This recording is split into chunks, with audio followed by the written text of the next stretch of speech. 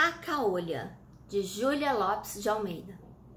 A Caolha era uma mulher magra, alta, macilenta, peito fundo, busto arqueado, braços compridos, delgados, largos nos cotovelos, grossos nos pulsos, mãos grandes, ossudas, estragadas pelo reumatismo e pelo trabalho, unhas grossas, chatas e cinzentas, cabelo crespo, de uma cor indecisa entre o branco sujo e o louro grisalho. Desse cabelo cujo contato parece dever ser áspero e espinhento. Boca descaída, numa expressão de desprezo, pescoço longo, engelhado, como o pescoço dos urubus, dentes falhos e cariados. O seu aspecto infundia terror às crianças e repulsão aos adultos. Não tanto pela sua altura e extraordinária magreza, mas porque a desgraçada tinha um defeito horrível. Haviam-lhe extraído o olho esquerdo. A pálpebra descera, mirrada, deixando, contudo, junto ao lacrimal, uma fístula continuamente porejante. Era essa pinta amarela sobre o fundo denegrido da olheira, era essa a destilação incessante de pus que a tornava repulsiva aos olhos de toda gente. Assim começa o conto A Caolha, de Júlia Lopes de Almeida. Essa autora que alguns a colocam num realismo, naturalismo, outros já vão classificá-la como pré-modernista, mas independente de onde ela esteja situada dentro do contexto da literatura, ela vai ser revolucionária. Ela vai trazer coisas que em seu tempo não eram tão discutidas, vistas, analisadas.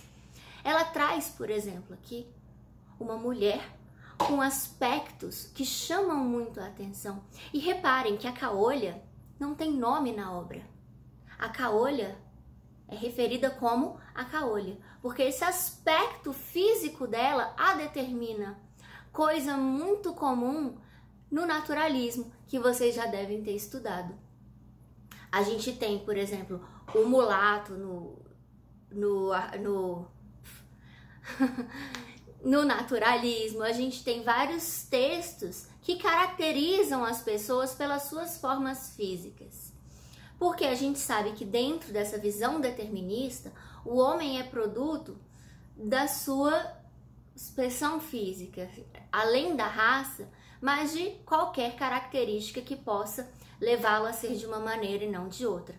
Então a gente já pode ver a maneira como a Caolha é vista e rejeitada pela sociedade, posta de lado. E aí começa a história dela, que vive com um filho. Esse filho, o queridinho da mamãe, o amor da vida dela, por quem ela dedica todo o seu tempo, todo o seu humor, toda a sua energia.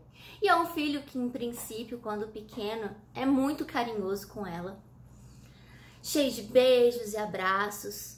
Mas, na medida em que ele vai crescendo e vai se dando conta da aparência da própria mãe, ele mesmo vai se afastando.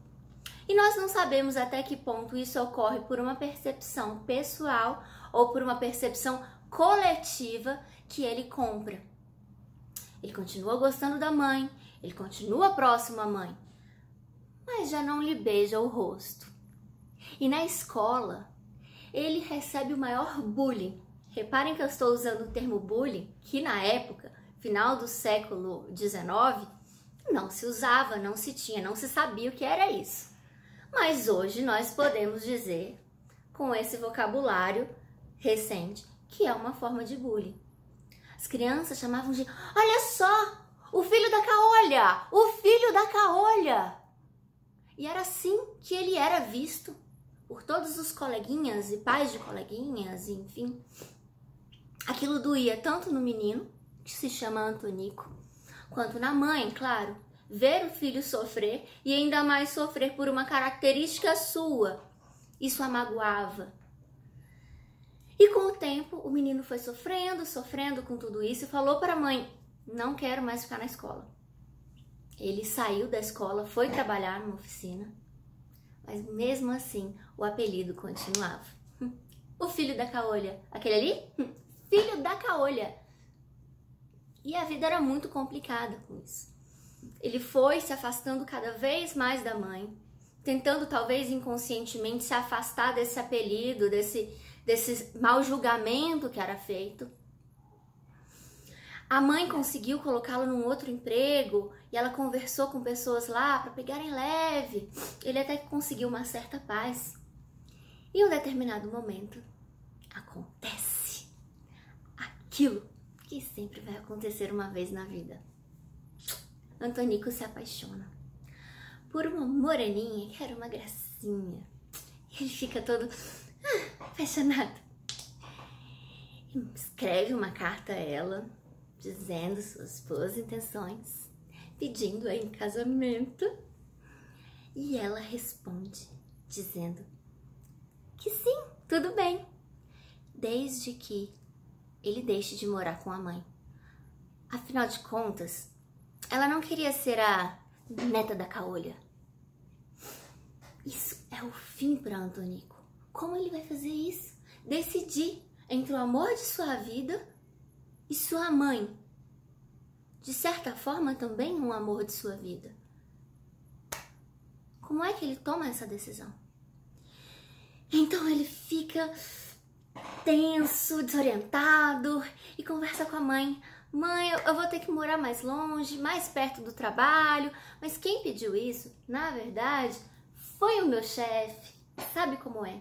Mas a mãe logo se dá conta de que não é o chefe. De que ele tá envergonhado por conta dela. E ela fica muito brava. Fala, você não me quer por perto. Eu sei disso, porque mãe sabe das coisas, gente. Mãe sabe. E aí, revoltada, ela fala, então vai embora. Que absurdo, não sei o quê, fala um monte de coisa. E ele resolve ir conversar com a madrinha dele. Uma das poucas amigas que a mãe tem. E até esse momento da vida do Antonico, ele nunca descobriu o que acontecera com o olho da mãe. E ele pergunta, e a mãe nunca conta, a mãe sempre muda de assunto quando ele começa a falar sobre isso. E ele pergunta para a madrinha. E a madrinha fala, olha, Antonico, eu sempre falei para sua mãe te contar. Eu acho muito errado ela não ter te contado. Inclusive, você vai perguntar para ela e vai ser agora. Vamos lá, ela vai ter que te contar. Aquele climão, né? Esse momento é o clímax da história. É o que alguma coisa vai ser revelada, alguma coisa importante. Eles encontram a mãe, então os três, e a mãe se vê contra a parede, sendo obrigada a contar o que aconteceu. E aí ela fala, Antonico, meu filho, quando você tinha lá perto dos 2 anos, estava segurando um garfo e acabou fincando o meu olho e o arrancando. Então essa grande descoberta tinha sido, a mãe não tinha um olho, era caolha, por causa do filho que estava a desprezando. E ele fica tão mal que desmaia. E esse é o fim da nossa história. O que será que aconteceu depois? Ele passou a aceitar a mãe? Ele deu um basta na moreninha, querida, bonitinha? Como é que ele reagiu? Isso a Júlia deixa para nós respondermos. Talvez a reação dele lá, na verdade foi inicinho do século XX, foi em 1903. Lá no inicinho do século XX seria a mesma reação que ele teria hoje, 2022? A gente tem aqui um longo tempo que se passa. E aí você, leitor, pode criar sua própria continuidade dessa história.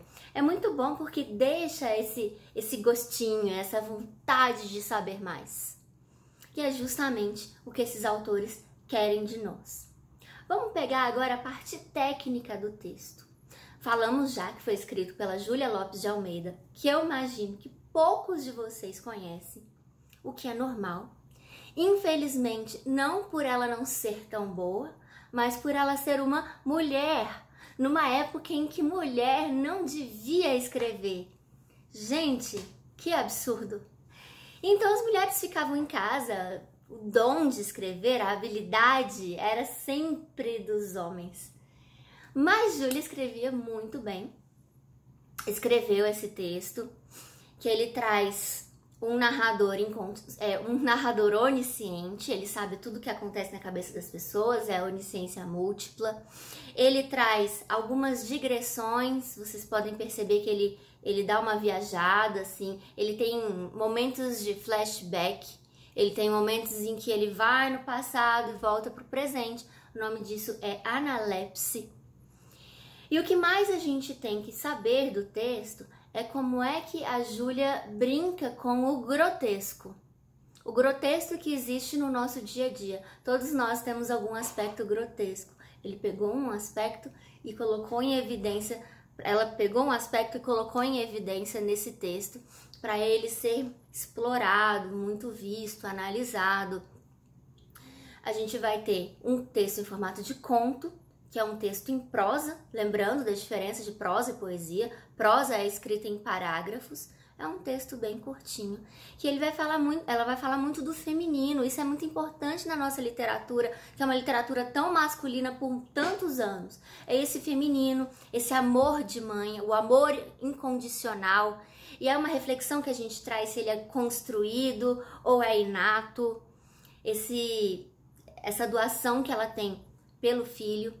Esse amor de filho também, que é diferente do amor que ele sente pela moreninha, tudo isso vai ser casado.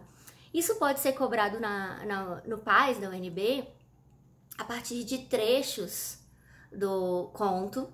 E aí tanto podem ser cobrados aspectos gramaticais, que eu não vou entrar aqui agora, mas pode-se trabalhar o estilo de época a partir do século, pode falar que é um pré-modernismo, pode falar que carrega influências naturalistas, e tudo isso a gente vai marcar como correto.